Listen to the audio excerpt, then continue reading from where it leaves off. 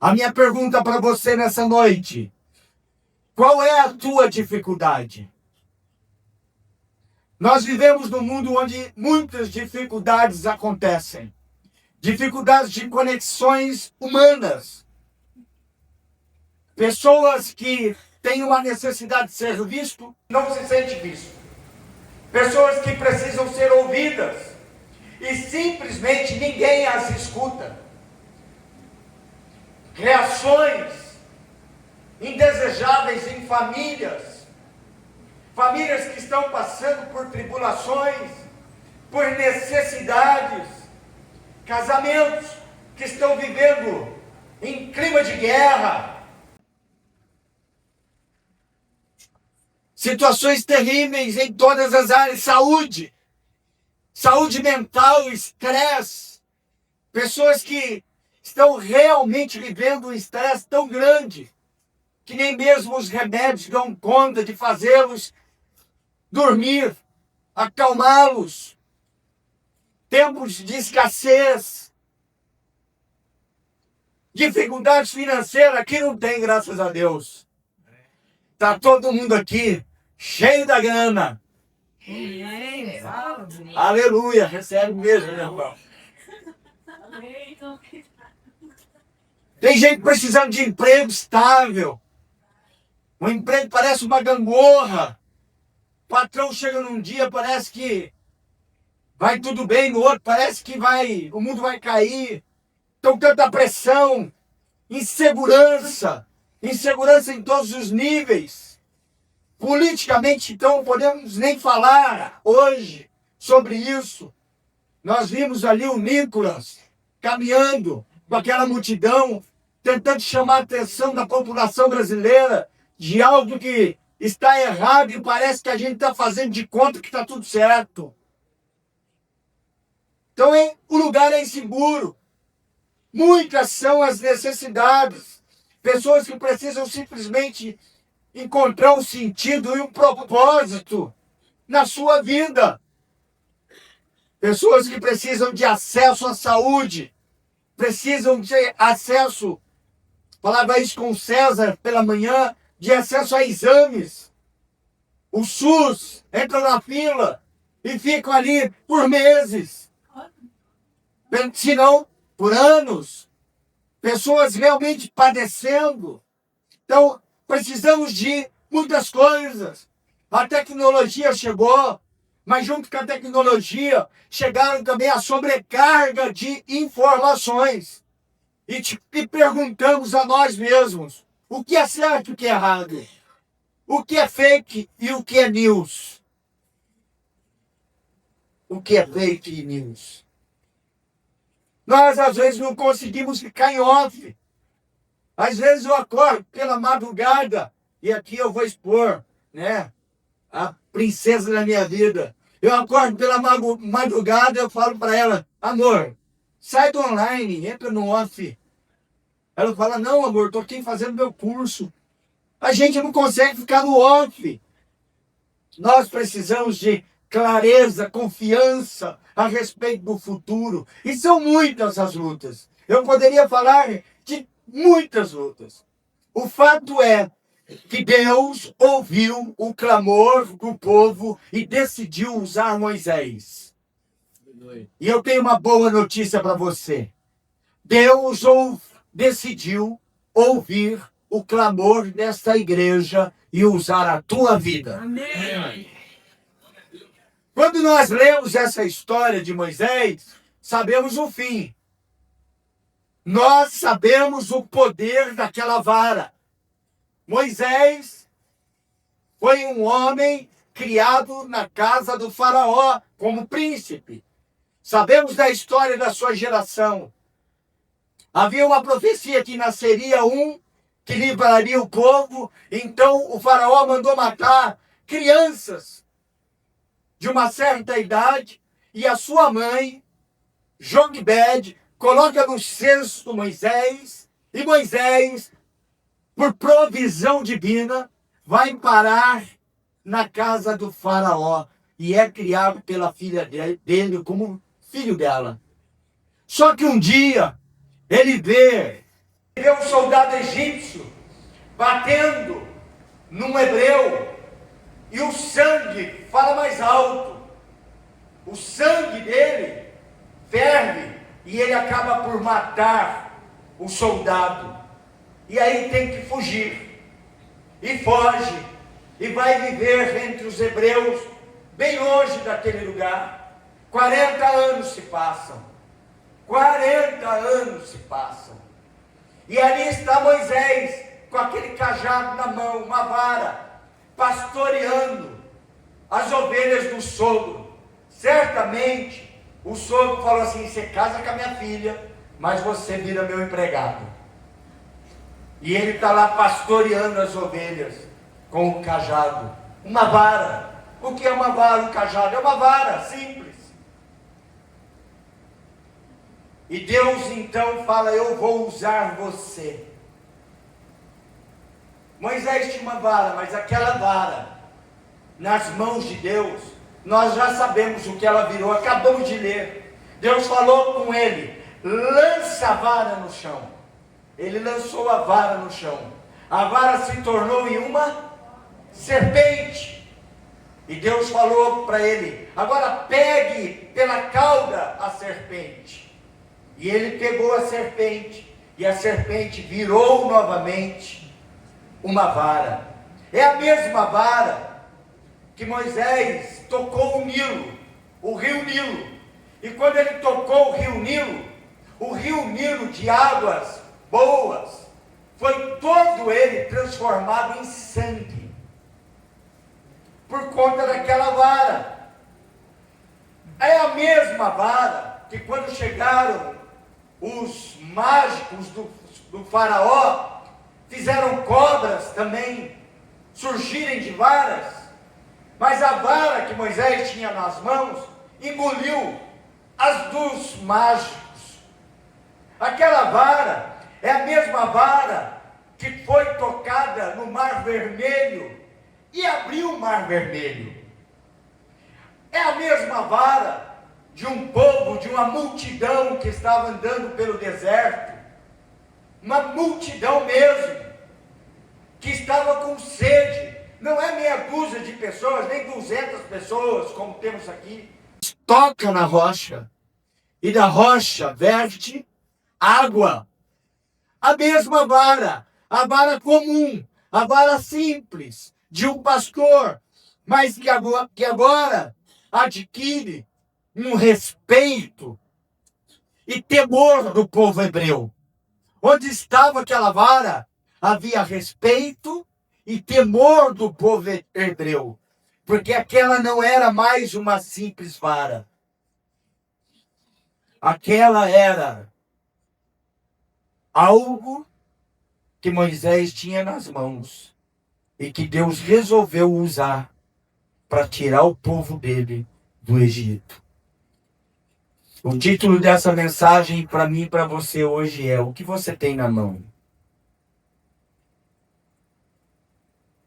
Quando Deus fala com Moisés, no versículo 1 ele diz assim: mas eis que não crerão. E que farei se eles não crerem?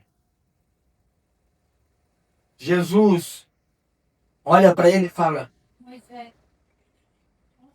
Deus fala com ele, Deus fala com ele e fala assim: o que você tem na mão? Uma simples vara. Agora você já parou para pensar naquela vara, o que ela poderia simbolizar para ele? Poderia simbolizar fraqueza. Um homem que era rei, que era príncipe, vivia num palácio e agora vivia no pasto, fazendo o serviço, o pior serviço, o serviço mais indigno de alguém que tinha naquela época. Uma vara que poderia simbolizar para ele fracasso. Nós temos coisas que não valorizamos, porque nós só temos conta do presente que vivemos. Nós conhecemos a história. Sabemos que a vara simbolizou força e poder. Era uma vara, mas que se transformou em símbolo de poder. Existem coisas que temos nas mãos, que para nós às vezes não tem valor. Mas Deus quer que você saiba que simboliza força e poder na mão dele. Amém. A princípios não acreditamos. Fazemos como Moisés, colocamos obstáculos, barreiras, hipóteses de fracasso e dizemos e se não acreditarem, sabe? Deus não trabalha apenas com as possibilidades naturais. Aquela vara já era algo que Deus sabia que seria poderoso na mão de Moisés. Deus usa aquilo que Ele quer para fazer de um símbolo de poder em nossas vidas. Talvez você pense que as suas maiores fraquezas são essas, são aquelas. Mas Deus pode fazer da tua maior fraqueza a tua maior força. E para transformar a tua história e a história da sua família. 2 Coríntios, capítulo de número 12, versículo de número 9, diz: a minha graça é suficiente para você. Presta atenção. Porque é mais forte quando você é fraco. Olha o que Deus está falando. Presta atenção no que Deus está falando. A minha graça, ela é o quê? Suficiente. Mas quando nós somos mais fracos, o que acontece com a graça de Deus que é suficiente? Ela se torna mais forte ainda. Olha o poder que Deus coloca na minha e na tua mão. O nosso futuro será insuficiente, não pelo que não temos, mas por aquilo que temos e não valorizamos.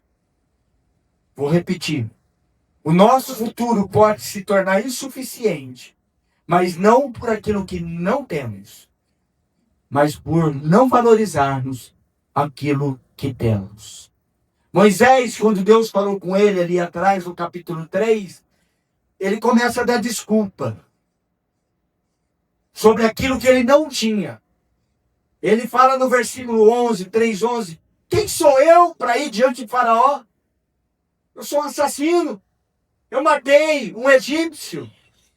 Quem sou eu para ir até lá? Não vou nem ser recebido, talvez seja morto. Começa a dar desculpa. No capítulo 4, versículo de número 10, ele fala assim, eu não sou eloquente. Algumas versões dizem, eu sou gago. Quem sou eu? Deus não usa você por aquilo que você não tem. Deus usa você por aquilo que te resta. Glória a Deus. Deus não usa você por aquilo que você não tem. Deus usa você por aquilo que te resta. Em Lucas, capítulo de número 18, se você ler na tua casa, você vai encontrar a história do cego Bartimeu. Ele era cego. Ele não podia se orientar e chegar a Jesus diante da multidão. Mas ele era cego. Mas ele não era surdo. Ele não tinha visão. Mas ele tinha audição. E ele, mais do que audição, ele podia falar. Então Bartimeu, no capítulo de número 18 de Lucas, grita, até que Jesus chega até ele e o cura. Aleluia. Às vezes você está olhando para aquilo que você não tem. Deus está falando comigo, contigo hoje. Olhe para aquilo que você tem. Porque é aí que eu vou fazer milagre. O profeta chega em 1 Reis, capítulo número 17, na casa da viúva de Serepta. O marido tinha morrido. Ela tinha apenas uma porção de azeite, de farinha, para fazer um bolo, um pão, para ela e para o filho e morrer. O profeta chega e fala para ela, me faz um bolo aí, que eu estou com fome. E ela fala, só me resta isso. Deus usa o resto que tem para multiplicar e fazer você viver o melhor dele. Glória a Deus. Ela entregou o resto ao profeta. E o profeta mandou buscar botilhas de azeite. E Deus multiplicou a farinha. E ela, então, viveu abundantemente. O processo de multiplicação começou. João 5, capítulo de número 5, versículo 1 a 15, tem uma outra história do paralítico do tanque de Betesda. 38 anos se arrastou até o tanque. 38 anos se arrastou até o tanque. Não tinha pernas para andar, mas tinha braços para se arrastar no chão. Durante anos, 38 anos, se arrastou e chegou no tanque de Betesda para ser curado. Até o dia que chegou Jesus e perguntou para ele, quer ser curado? Amém. Ele diz, quero, mas ninguém me leva ao tanque. E Jesus disse para ele, você não precisa do tanque. Ninguém te leva ao tanque. Levante. E é curado. Glória a Deus. Ele não tinha as pernas, mas tinha os braços. Não despreze o que você tem nas mãos. Deus não usa o sistema cartesiano. Deus não usa o sistema... Alguém sabe? Sistema cartesiano é sistema de medidas. Sistema de medidas de matemática, física, geografia, computação, jogos. É sistema de medida do homem. Deus não usa sistema de medida cartesiano. Deus usa o sistema dele, que é o sistema da eternidade. Deus olha para 5 pães e 2 peixes e diz, para alimentar uma multidão de 20.000, basta. Olha o que Deus faz.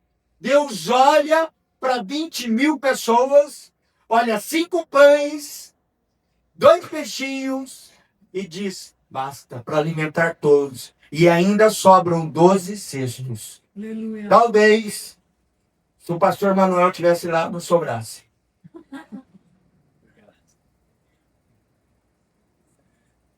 Deus não usa sistema cartesiano, mas usa o sistema celestial. Deus chega para Gideão, porque os midianitas eram os mais fortes da época e queriam enfrentá-los. Deus chega para Gideão e Gideão monta um exército. E Gideão monta um exército de 3.000. Jesus fala assim, Deus fala com ele, é muito. Eu gosto de falar Jesus, porque Jesus está em tudo, em todos os lugares, em todos os tempos. Fala com ele, é muito. No sistema de Deus, 300 vale mais do que 3.000. Dá para entender Deus? A gente falou dos muros de Jericó aqui. Como pode um muro tão poderoso cair? Porque hebreus rodearam 6 dias aquele muro, e no 7º dia rodearam 7 vezes, e na última gritaram, e os muros caem. E o nosso futuro será influenciado pela maneira que lidamos com as coisas que temos. Nós não operamos por medidas. Nós operamos pela eternidade. Então, irmão e irmã, aprenda uma coisa nessa noite. Tudo que você abençoar, será abençoado. Tudo que você amaldiçoar, será amaldiçoado. Aprenda a olhar para aquilo que você tem e rebata dizendo: obrigado, Jesus. Se você acha que é pouco, como a pouca farinha da viúva, diga: obrigado, Jesus, e multiplique, e eu confio no Senhor. Deus nem rebate o argumento de Moisés. Moisés fala assim para ele: quando eles me procurarem, eles vão não acreditar. Jesus sabe que ele tinha razão. Humanamente falando, como acreditariam em Moisés? Você imaginou a cena? Eu chegar em você, falar assim, deixa eu olhar alguém aqui, falar assim para o irmão Nelson: irmão Nelson, eu passei perto de um arbusto, ele estava ardendo, e eu cheguei perto do arbusto, o arbusto falou comigo, era a voz de Deus. Ele falou assim: vai até a casa do irmão Nelson e fala para ele: dá sua caminhonete para mim. Você vai me entregar, irmão? Não vai. Pode falar a verdade, não vai. Foi o que aconteceu com Moisés e Faraó. Então, humanamente, é justificável que não tinha noção. Mas Moisés lança a vara na terra e ela vira uma serpente. E a Bíblia diz que Moisés foge dela. Muitas vezes nós fugimos da nossa bênção. Deus manda que Moisés estenda a mão, pegue as cobras pela cauda. Parece que Deus não sabe como se lida com cobra. Eu morei no sítio 1 ano, parece que eu sei mais do que Deus. Você pegar a cobra pela cauda, o que ela vai fazer? Ela vai, te picar, te morder. Você está dando para ela a oportunidade dela acabar com a sua vida. Se pega a cobra pela cabeça. Mas preste atenção. Quando ele leva a mão e ela vira novamente uma vara, Deus sabia exatamente o que estava fazendo. Era um sinal de Deus, porque nós vemos as coisas no presente, Deus vê as coisas em todos os tempos. No capítulo de número 3 de Gênesis, versículo de número 15, diz assim, Deus falando com a serpente, porque enganou a mulher: farei com que você e a mulher sejam inimigas, e que a sua descendência e a dela também sejam inimigas. A descendência da mulher ferirá a sua cabeça. A descendência da mulher ferirá a sua cabeça. E você ferirá o calcanhar da descendência dela. Quando Deus diz para Moisés: pega pela cauda, é porque ele já sabe que não há mais problema com a cabeça, pois ela já foi esmagada pelo poder de Jesus. Amém? O trabalho mais difícil Deus já fez para mim e para você. O trabalho mais difícil Deus já fez para mim e para você. Aquilo que poderia te destruir já foi destruído. Aquilo que podia te vencer já foi vencido. Não fujas mais, porque já foi vencido. Quando Deus te disser vai, vá. Quando Ele te disser pegue, pegue. Não faça as contas. Viva no mundo da eternidade. Você tem tudo o que precisa, porque tudo o que precisamos é Jesus. Você e eu temos tudo o que precisamos, porque tudo o que precisamos é Jesus. Eu te convido, grupo de louvor, pode chegar aqui. Quando Jesus multiplicou os pães e os peixes, Ele estabeleceu a anatomia da multiplicação eterna das coisas. E eu te pergunto hoje, o que você tem na mão? Você lembra o que aconteceu quando Jesus pegou os pães? Ele pegou o pão e deu graça. Tendo dado graça, o que ele fez? Partiu. Deu graça, partiu.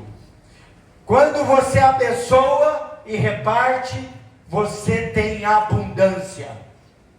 Quando você abençoa e reparte, você tem abundância. Então deixe em nome de Jesus a mentalidade de escassez. A gente vive aí preocupado, vai acabar água, vai acabar alimento, aquecimento global. Irmãos, isso não é preocupação nossa. A nossa preocupação é: o que eu tenho, Deus vai multiplicar. O que eu tenho, Deus fará um milagre. A medida é dele. E simplesmente assim, Ele vai usar o que eu tenho. Pare de olhar para aquilo que você não tem e valorize aquilo que você tem. Hoje é dia de você olhar para você, olhar para a tua vida, fazer uma retrospectiva aí no teu interior, olhar para dentro da tua casa, olhar para o teu emprego, olhar para o teu ministério, olhar para tudo aquilo que está te impedindo de viver a abundância de Deus. Porque Deus, assim como escolheu usar Moisés, Ele escolheu usar a mim e você. E Ele fará grandes milagres. É só uma vara? Não, não era uma vara. Nas mãos de Deus é uma arma poderosa. Poderosa para destruir todas as batalhas necessárias. Fique em pé.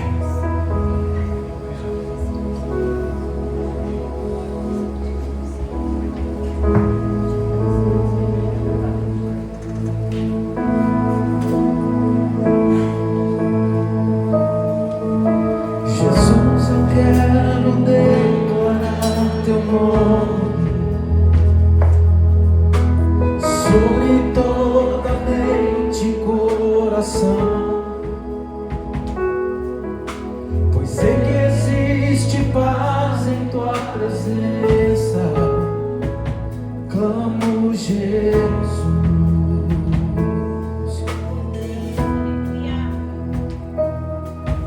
Jesus, eu quero declarar teu nome, livrando os vícios desta geração. Declaro que há esperança e liberdade. Clamo Jesus.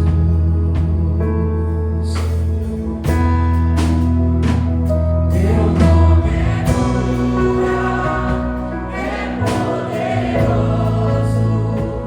Teu nome é vida.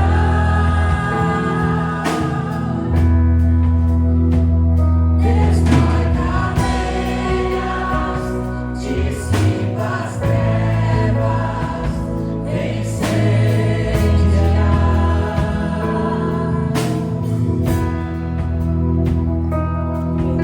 Jesus, quero declarar teu nome sobre toda alma em depressão, ansiedade, medo, sai agora. Clamo Jesus.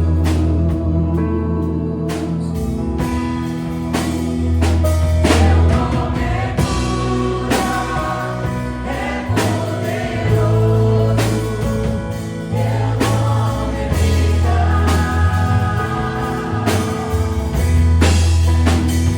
Destrói cadeias, dissipa as trevas,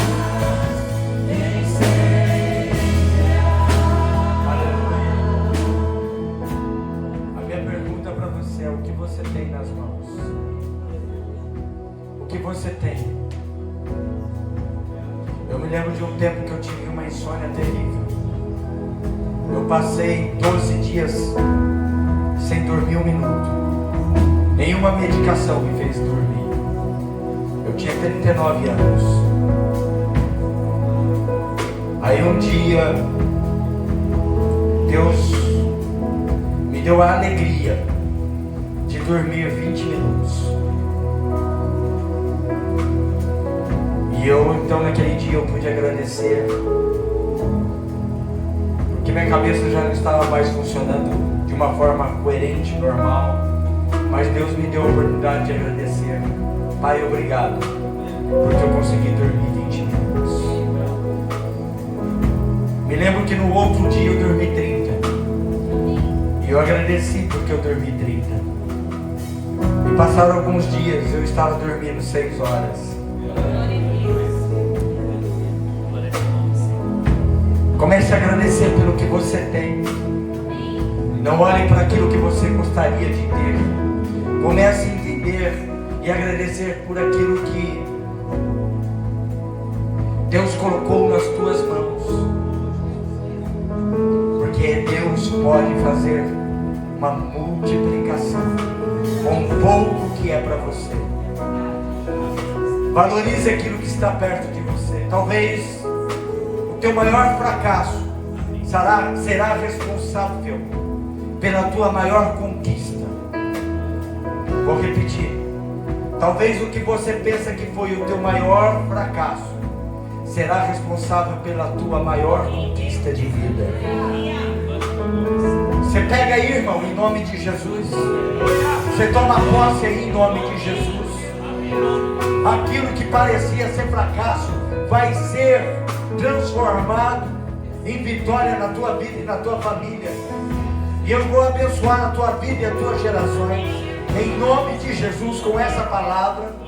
Eu vou em nome de Jesus abençoar a tua casa com o sistema de Deus de abençoar, não o sistema do homem.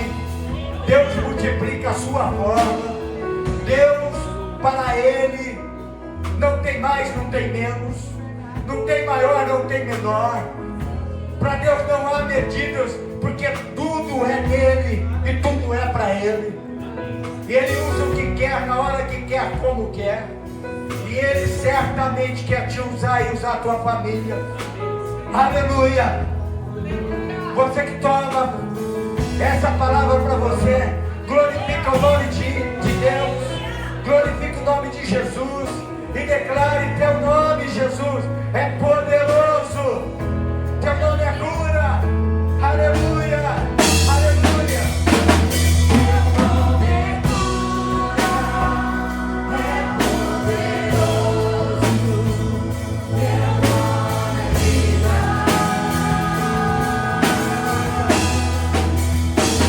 Destrói cadeia, dissipa as trevas, Aleluia! Hoje tem irmã que vai chegar em casa, vai olhar para aquela geladeira que ela estava chamando de velha, e vai falar assim: obrigado, Jesus, por essa geladeira abençoada, que ainda está funcionando. Aleluia! Tem irmão que vai chegar em casa e vai olhar para o sapato dele e falar assim: olha esse sapato abençoado, hein? Vai amanhã para o trabalho de novo comigo. Aleluia! Que bom que eu tenho um trabalho. Aleluia! Tem gente que vai chegar amanhã, vai levantar com aquela preguiça de segunda-feira e vai falar assim: não. Obrigado, eu tenho forças, eu não estou indo para o hospital, eu estou indo para o meu trabalho, em nome de Jesus. Tem irmão que vai chegar no final do mês, agora no início do mês, vai receber seu salário, e todo mês ele amaldiçoava, dizendo: essa miséria não vai dar para nada. Mas agora você vai pegar aquele salário e vai falar assim: Deus, obrigado pela abundância do Senhor. Obrigado pela abundância do Senhor. Obrigado. Tem irmã que vai chegar hoje na cama. A hora que seu marido começar a roncar, você vai falar para ele assim: glória a Deus que eu tenho aqui meu marido roncando. Muitas estão viúvas sozinhas na cama. Aleluia! Tem irmão que vai chegar assim, vai olhar para a esposa dele hoje e vai falar assim: Senhor, me ensina a tratar ela como uma princesa, porque é isso que ela é, uma princesa do Senhor. Irmão, tem irmã que vai chegar para a sogra dela, vai dar um abraço, vai falar assim: sogra, obrigado, se não fosse você eu não teria um marido para casar e eu não teria filhos tão lindos como eu tenho. Aleluia! Irmã, em nome, você está entendendo? Está entendendo a medida de Deus? Está entendendo o sistema de Deus? O sistema de Deus é isso. Saia do sistema de escassez em nome de Jesus e entre num sistema de abundância, de abundância, de abundância, de abundância, de abundância, de abundância, de abundância. Aleluia. Talvez você vai chegar para Deus e vai falar assim: Senhor, eu pensei que estava tarde para eu casar, mas está chegando a hora, estou no jeito. Pode mandar agora o abençoado, que eu estou preparado. Abençoado, porque eu estou preparada. Amém? E o abençoado da mesma forma. Pode abençoar, Pai, e trazer tua serva, que eu estou aqui. Oh, aleluia, coisas boas. Você vai abençoar. Essa semana será a semana de abençoar e ser abençoado. E você não vai só abençoar, você vai fazer como Jesus. Você vai dar graças e vai fazer o quê? Vai repartir. Repita: graças e repartir. Aí a abundância de Deus acontece. Aleluia. Alguém entre nós ainda não entregou sua vida para Jesus de forma integral e gostaria de fazer hoje, pela primeira vez ou pela segunda vez, entregou, mas está longe dos caminhos do Senhor. Mas o fato é que você quer entregar sua vida para Jesus. Eu gostaria que você desse um sinal com a sua mão. Eu quero orar por você. Eu não consigo enxergar, vou pedir ali para o irmão acender a luz só um pouquinho. Isso, tá bom. Alguém que cada um tem para fazer realmente milagres e maravilhas. Tirar a sua família da escravidão, do pecado e da morte. Use, Senhor, os teus filhos de uma forma sobrenatural. Faz dessa igreja um farol para essa cidade. É o que nós oramos, é o que nós profetizamos, em nome de Jesus, em nome de Jesus. Amém, e amém, e amém.